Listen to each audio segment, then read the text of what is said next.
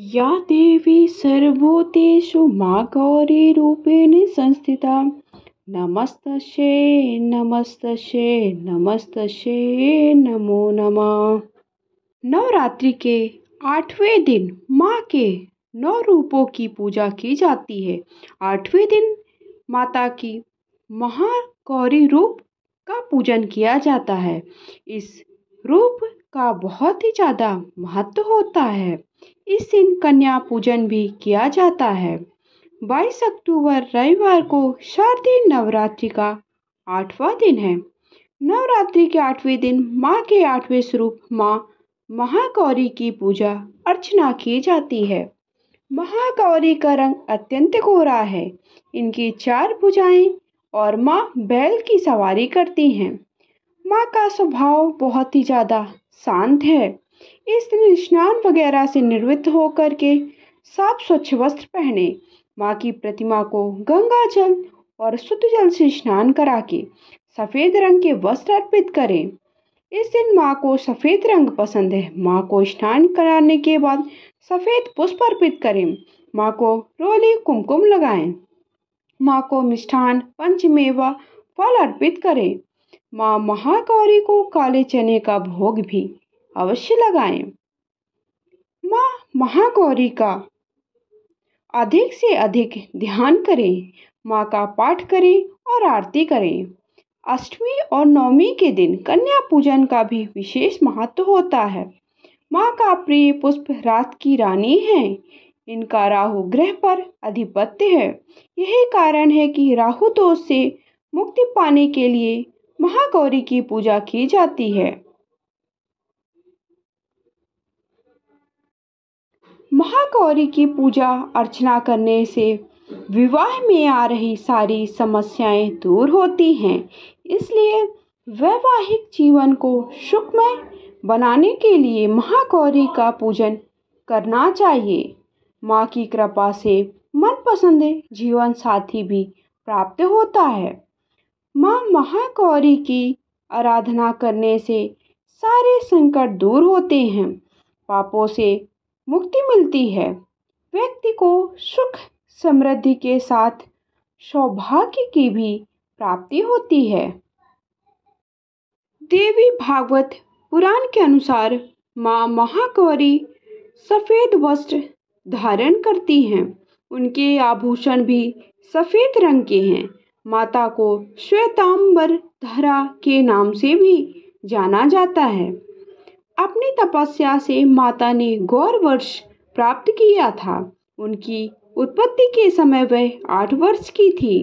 इसलिए उनकी नवरात्र के 8वें दिन पूजा की जाती है। अपने भक्तों के लिए वह अन्नपूर्णा स्वरूप है। उनका स्वरूप उज्जवल कोमल श्वेत वर्ण और श्वेत वस्त्रधारी है। देवी के हाथ में त्रिशूल और डमरू है। तीसरे हाथ में अभय और चौथे हाथ में वर मुद्रा है। माँ महागौरी की पूजा करने से व्यक्ति को अपने जीवन के सभी कष्टों से मुक्ति मिलती है। जीवन की सभी मनोकामनाएं पूर्ण होती हैं। देवी महागौरी ने भगवान शिव को पति के रूप में पाने के लिए कठिन तपस्या की। साथ ही माँ महागौरी की पूजा करने से जिन जातकों के विवाह में समस्याएं आ रही हैं वह सभी समाप्त हो जाती हैं।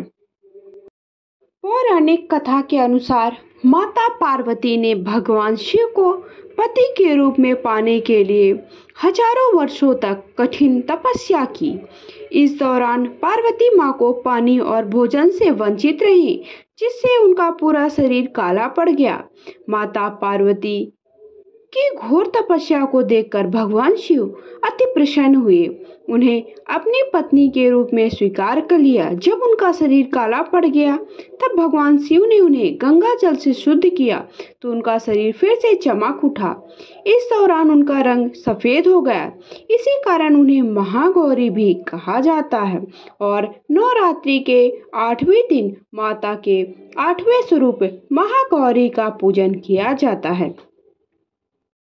महाअष्टमी के दिन कुछ खास उपाय करने से आपके जीवन की जो भी समस्याएं हैं वो दूर हो करके आपकी सारी मनोकामनाएं पूर्ण होती हैं। तो माँ को आप अष्टमी तिथि पर दुर्गा माता को लाल रंग की चुनरी में सिक्के और बतासे रख कर चढ़ाना चाहिए। ऐसा करने से माँ आपकी सारी मुरादें पूर्ण करती हैं। साथ ही इस दिन कन्या पूजन के दौरान 9 कन्याओं को उनके पसंद का भोजन कराने के बाद उनकी ज़रूरत का कुछ भी लाल रंग का सामान जरूर भेंट करें।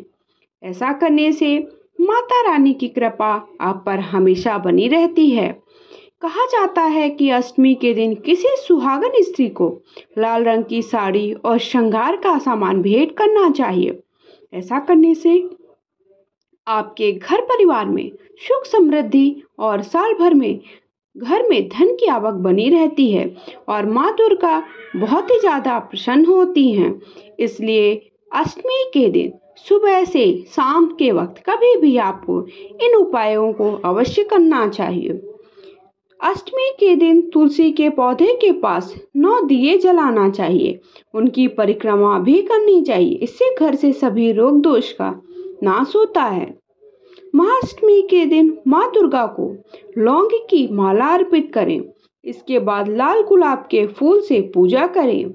ऐसा करने से देवी दुर्गा आपके सभी कष्टों को दूर कर देती हैं। अष्टमी तिथि के दिन हवन के बिना पूजा का फल प्राप्त नहीं होता है, इसलिए इस दिन हवन जरूर करें। इस बात का विशेष ध्यान रखें कि आहुति की सामग्री हवन कुंड से बाहर इधर उधर नहीं गिरनी चाहिए।